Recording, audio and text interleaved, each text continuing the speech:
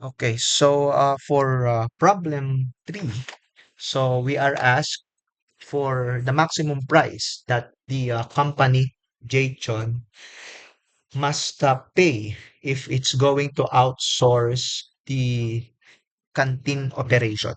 So, ang analysis dito is kailangan nating ma-compute magkano ba yung matitipid natin kung sa halip na tayo yung mag-ooperate ng canteen is i-outsource na lang natin. Okay, so magkano ba yung matitipid? At yung amount na matitipid, yun yung maximum price na dapat nating ibayad dun sa third party na mag-ooperate ng canteen.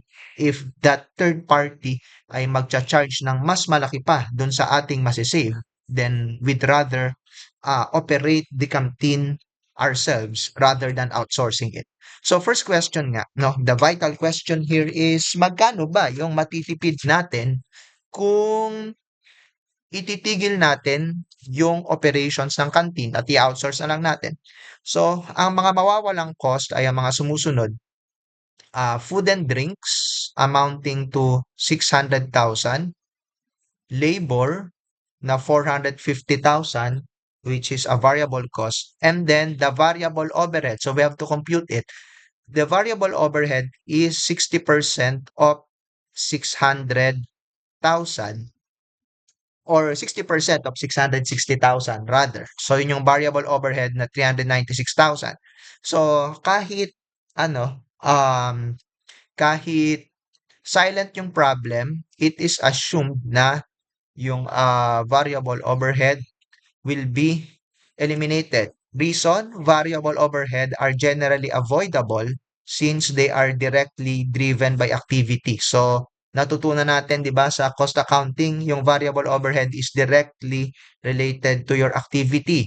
So, kung walang activity, walang variable overhead. So, that means variable overhead can be saved by stopping the operation of the canteen. So, that's 396,000. So, our total savings is 1,446,000. So, ito yung ating maximum price na dapat ibayad sa third party na mag-ooperate ng canteen. If that third party will charge more than 1,446,000, they would rather operate the canteen ourselves rather than outsourcing it. Okay? So kung napansin nyo, wala tayong kasamang fixed cost sa analysis for the following reasons. Um, Una, well, the general reason is all fixed overhead dito sa ating problem are irrelevant since they cannot be saved by outsourcing. So yung kasing fixed overhead natin nahati sa dalawa, salary and then well, the rest, no, yung balance, no, na hindi related sa salary. So sinabi kasi nung problem sa salary will still be paid. So hindi siya matitipid. And then sinabi din na yung other fixed overhead is allocated from the company. So yung fixed overhead na allocated, that means yung fixed overhead na yan is related to the company as a whole rather than the canteen. So that means eliminating the canteen operation will not eliminate the allocated fixed cost. Lilipat lang yan, no? Yung allocation yan is kakainin lang yan ng ibang department pero as a whole, yung fixed cost na yan, na allocated lang, hindi naman talaga siya mawawala. Okay? So, so that's it, no? Yun yung ating analysis dito sa problem 3. Now, I think I have to discuss yung yung allocation, no? So, siguro layo tayo ng konti dyan sa problem. Maybe I can give a hypothetical example of an allocated fixed cost. At bakit natin sinasabi na generally hindi yan nawawala kahit ma-eliminate ang isang division or isang section of company. Let us say, 'di ba yung company loan, meron siyang interest. So let us say, ang isang company, merong tatlong division A, B, C. Okay? So let's insert a row here. Let us say this is the sales. Okay? So this is the uh, uh, these are the three divisions A, B, and C. So 'di ba pagka nag-loan ang isang company, ginagamit naman siya for the company as a whole, no? Ah, Generally ganun yung loan unless sinabi sa problem na yung loan is specifically for division A only. So for our example here, para mas maintindihan natin yung treatment ng allocated cost, let us say yung loan is used for the company as a whole. And let us say the interest amounted to 90,000. Okay, so let's put some peso sign there. So 90,000 pesos. Now, let us assume that the sales of divisions A, B, and C are as follows. Let's say 50,000, 100,000, and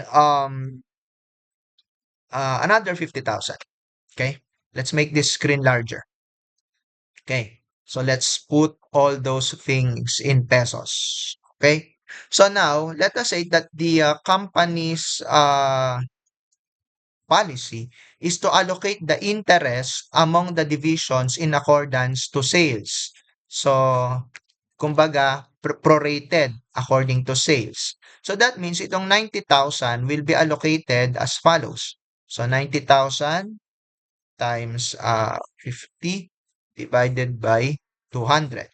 So that's 22,500 yung interest na ma-allocate kay division A. So using the same logic, ito yung magiging allocation ng, sorry for that, ng interest ni, I'm analyzing my formula here. E5 times B4 over, okay, na. So using the same logic, ito yung magiging allocation ng interest kay B and C. Ayan. So na-allocate na natin yung interest, no? So ngayon, let us say mai-eliminate si division C. Yan. Kunwari, isa-shutdown siya dahil mababa lang yung kita or net loss yung contribution niya sa company. Now, what will happen to the interest? Okay? Kapag in-eliminate mo si division C, hindi naman nangangahulugan na bababa yung interest mo dahil yung amount ng inutang mo, ganun pa din naman, 'di ba? So that means yung amount ng interest mo will still be the same at 90,000. So kung ma-eliminate si division C, ang mangyayari lang is um uunti yung division na maghahati-hati. So what's gonna happen? So let's insert again some rows here. Okay. So, alisin ko lang yung ano dito, yung fill. Okay. So, ang mangyayari lang ay ganito. Ang meron lang sales ay si A at B. Siyempre, si Division C wala na dahil na-eliminate nga siya. But still, yung i-allocate mong interest is the same amount, 90,000. So, ibig sabihin, ang magiging hatian lang ay ganito. Equals 90,000 times 50 over 150. So, 30,000. Ito naman, 90,000 times 100,000 divided by 150. So, 60,000. So, if you notice, no, ito yung una nating allocation nung meron pang division C. I'm highlighting it with red. At ito naman yung allocation natin nung meron nawala si division C. So, ano nangyari? 90,000 pa rin naman yung expense. Nag-iba lang yung pagkakahati. So, yun yung logic. Bakit yung mga allocated expenses ay hindi naman nawawala kahit i-shutdown mo yung isang division. Now, returning to problem 3, yun yung logic behind this note that I gave you. Ito, yung naka-blue. No, yung fixed overhead other than salary, allocated lang naman siya. So that means kahit mawala yung canteen, hindi naman mawawala yung expense na yon. Lilipat lang siya sa ibang division. So that makes the fixed overhead other than salary irrelevant in our analysis. Dahil ang ina-analyze natin, magkano ba yung masasave. Okay? So I hope that clear at that explanation clears some things for you.